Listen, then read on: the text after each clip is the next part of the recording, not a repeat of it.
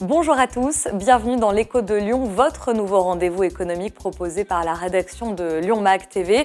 Parmi les dernières actualités éco de l'agglomération, Serfim s'offre Electralp, l'entreprise vénitienne d'Alexandra Mathiolon, spécialisée dans les travaux publics, lorgne du côté de la montagne. Electralp, 1,1 million d'euros de chiffre d'affaires, s'occupe de raccordement, câblage électrique, des remontées mécaniques ou encore de l'installation de fibres optiques en Isère. Une convention de partenariat signée entre le département du Rhône et les CCI. Contre 20 000 euros par an, la collectivité espère améliorer l'attractivité de son territoire auprès des entreprises. Et puis c'est la fin de la participation de la métropole de Lyon au capital d'Euronews. Lundi 17 octobre, elle doit annuler ses actions suite à un apurement de dette d'Euronews.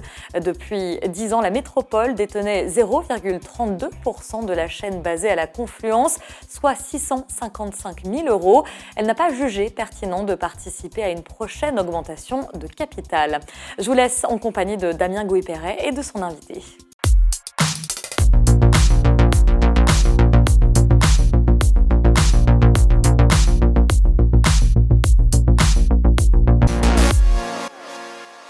Bonjour, l'Écho de Lyon accueille aujourd'hui un commissaire-priseur. Nous allons parler de cette profession qui est méconnue et qui est en pleine mutation, puisqu'aujourd'hui on ne parle plus de commissaire-priseur, mais de commissaire de justice.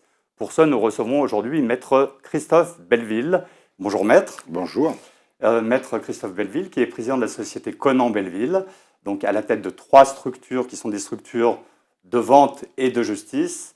Donc il y a une petite subtilité qu'il devra nous expliquer. Et puis surtout, on va demander à Maître Belleville de nous expliquer pourquoi on est d'un commissaire-priseur à devenir un commissaire de justice. Alors Maître, expliquez-nous déjà quel est le métier de commissaire-priseur à la base. Alors la partie connue, je dirais, la face visible de l'iceberg, ce sont bien sûr les ventes aux enchères que tout le monde connaît, c'est-à-dire un homme avec un marteau qui a l'habitude de vendre des objets d'art. Mais je dirais que la partie cachée, celle dont nous allons parler aujourd'hui, est plutôt un rapport avec les procédures collectives et les ventes judiciaires. Voilà.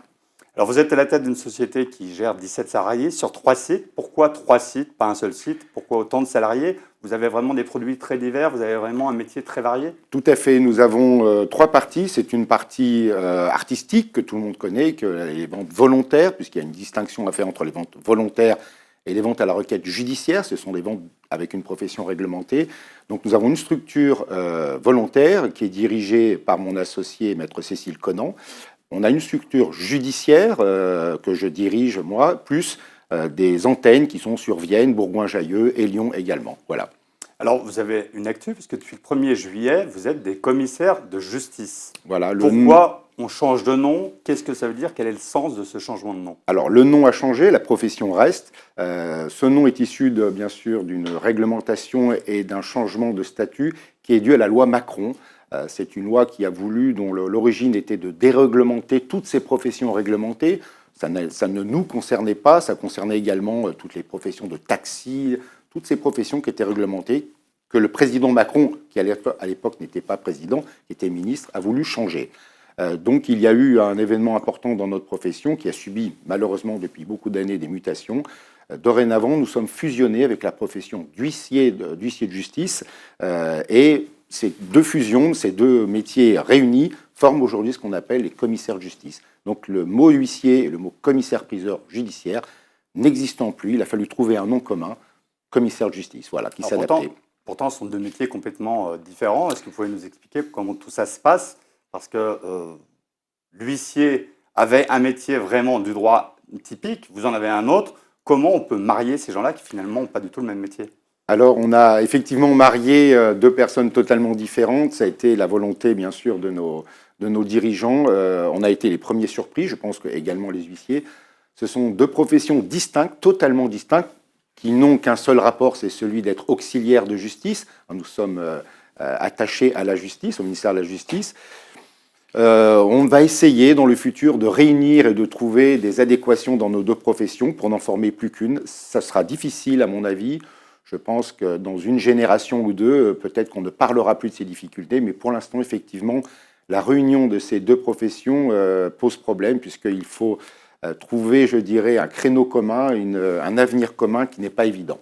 Alors, je n'ai pas compris l'intérêt pour le citoyen de cette fusion. Alors, je ne vais pas vous rassurer puisque nous n'avons pas compris non plus.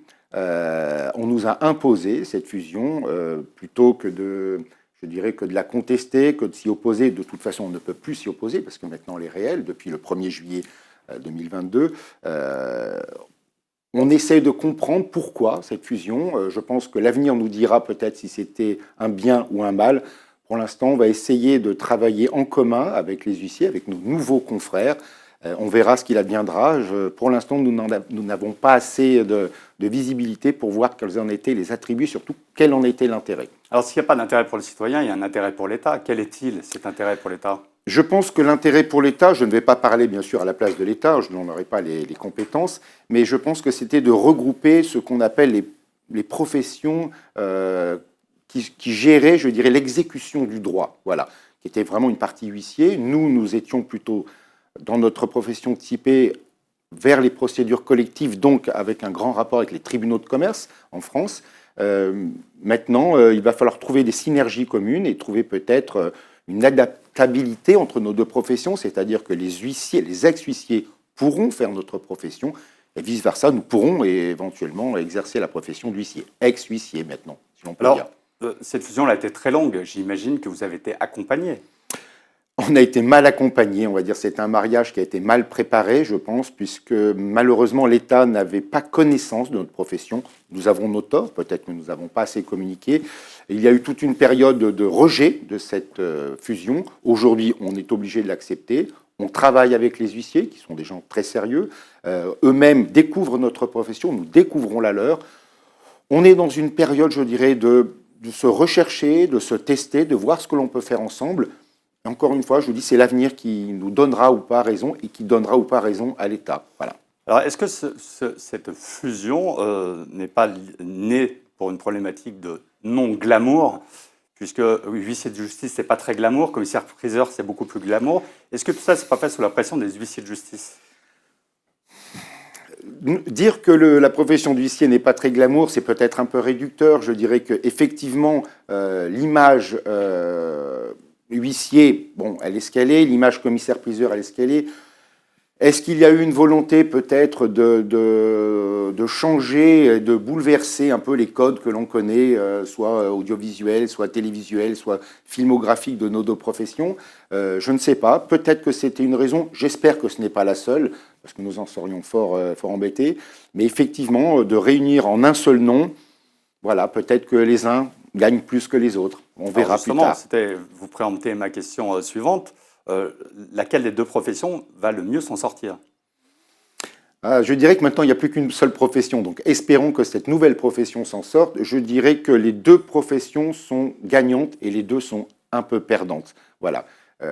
Ouvrir une profession, c'est donner des opportunités à l'avenir, c'est-à-dire aux jeunes qui embrasseront cette nouvelle profession. C'est vrai que nous, qui avons connu l'ancienne profession, on était un peu peut-être réservés à l'idée de cette fusion, ainsi que les huissiers d'ailleurs.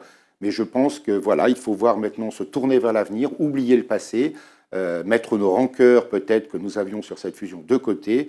Et je pense que le métier d'huissier, qui est important, qui est un métier que les gens connaissent peu, on connaît plus notre côté de vente aux enchères, je pense qu'eux ont à même à découvrir notre profession, nous découvrirons la leur. Et pour l'instant, je pense que la profession d'huissier est une profession attractive, puisqu'elle couvre l'intégralité du droit et elle n'a pas malheureusement cette image qu'elle avait des simples saisies.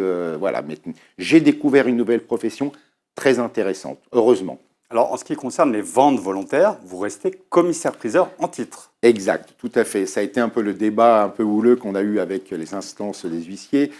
Pour la partie volontaire, c'est-à-dire une partie déréglementée depuis déjà maintenant 22 ans, c'était une loi qui date de 2000, nous sommes des commerçants, nous sommes soumis au régime du commerce, donc totalement exclus de la partie réglementée et judiciaire, et nous gardons fort heureusement notre titre de commissaire-priseur qui nous attachait, qui était très important pour nous, puisqu'il avait une visibilité que nous souhaitions conserver vis-à-vis du mot commissaire de justice, qui peut-être allait brouiller un peu les gens pour l'avenir.